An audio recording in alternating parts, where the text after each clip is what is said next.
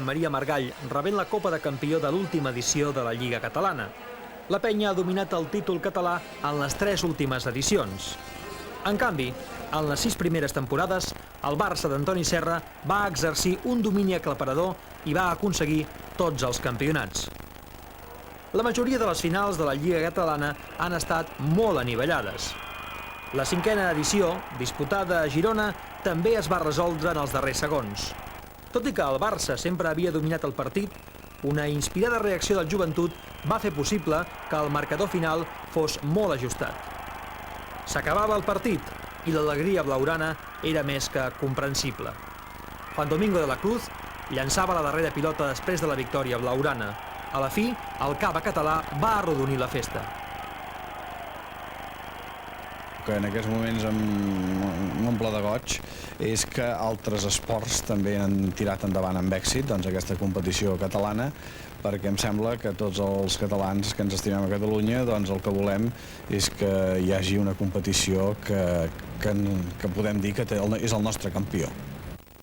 Excepte en les 2 últimes temporades, la final de la Lliga Catalana s'ha disputat cada any a diferents ciutats. A Mataró, on es va jugar la 6a edició, el Barça va aconseguir la seva última victòria en un partit que una vegada més va tenir un final d'infart. Voluntària. Vecina. Ha llançat Vecina al límit de temps de possessió de pilota, un bàsquet que pot ser molt important. 86-90. Queden 38 segons. Queden 36 segons.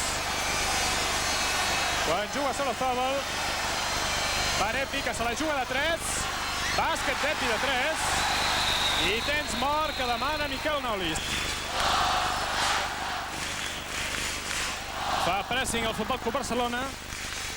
I Josep Maria Margall posant la pilota en joc per Jofresa, que ha trepitjat la ratlla. I recupera, per tant, pilota al Futbol Club Barcelona. Temps mort que demana Aito García Reneses. Ha recuperat la pilota al Barcelona amb una roda de Jofresa, que ha trepitjat la ratlla. De moment, 25 segons perquè acabi el partit. I Sibilio posant la pilota en joc. Ho fa per Epi. Margall s'encarrega de vigilar Epi. 21 segons. El Raúl Guitagolla d'un punt. Solozábal. El Barcelona, suposem, 10 segons queden de partit. Busca Epi. Epi ha rebut personal de Margall. I veurem què és el que decideix Aito García Reneses. Un 1+1, encara que Epi demana que és intencionada i que per tant serien 2 tirs lliures. És un 1+1. Si la pilota entra, val. Si no, el rebot qui se l'emporti. Atenció. De moment empaten el marcador. 90-90. Insistim que encara queden 6 segons de partit. Segon llançament.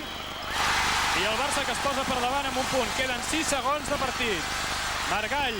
Se'n va Margall. Queden, llença sobre el límit. El ferro. I el partit acabat. El Barcelona campió de la Lliga Nacional de Bàsquet. La rivalitat entre les aficions del Barça i del Joventut ha provocat en més d'una final incidents com aquests de Mataró, en què alguns barcelonistes van celebrar la seva victòria amb una actitud molt poc esportiva. Al pavelló de les Franqueses, el Joventut va trencar la ratxa de victòries del Barça. L'equip d'Alfred Julba iniciava el seu domini català després d'un altre final de partit molt ajustat. 8 segons de possessió de pilota al Barcelona. Sibilio juga un triple. El rebot pel Ron Negrita. 22 segons. Quan juga Margall. Atenció. Ara el Joventut és qui té les de guanyar si aconsegueix fer bàsquet en aquests segons que resten. 10 segons perquè acabi el partit. Jordi Villacampa. Llença Villacampa. Bàsquet a Villacampa. Queden 4 segons perquè acabi el partit. 3, 2, 1. El Ron Negrita, campió de la Lliga Catalana de Bàsquet. Després de la primera victòria del Joventut a la Lliga Catalana, la facció de Dalonina demostrava d'aquesta manera la seva alegria.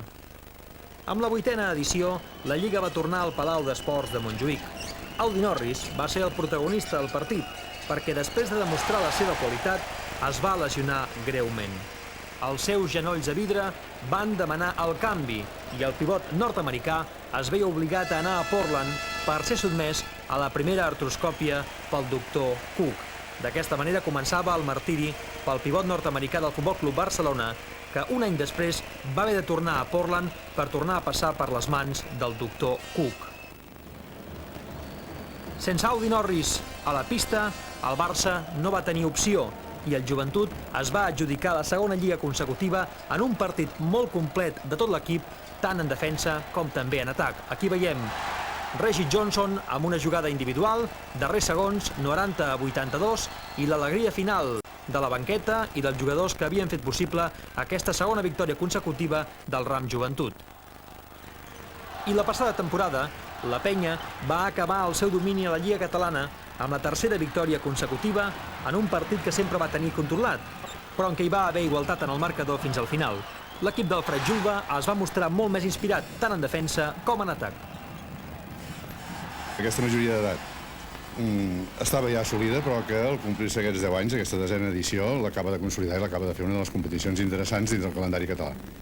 Primera edició, Barcelona 90, Cotonificio 73. Segona, Barça 92, Joventut 87. Tercera, Barcelona 122, Joventut 86. Quarta edició, Barcelona 86, Araslux 85. Cinquena, Barcelona 102, Joventut 100. Sisena, Barcelona 91, Joventut 90. Passem a la setena edició. Joventut 98, Barcelona 97, Ram Joventut 90, Barça 82 i la darrera, la novena, Ram Joventut 78, Barcelona 74.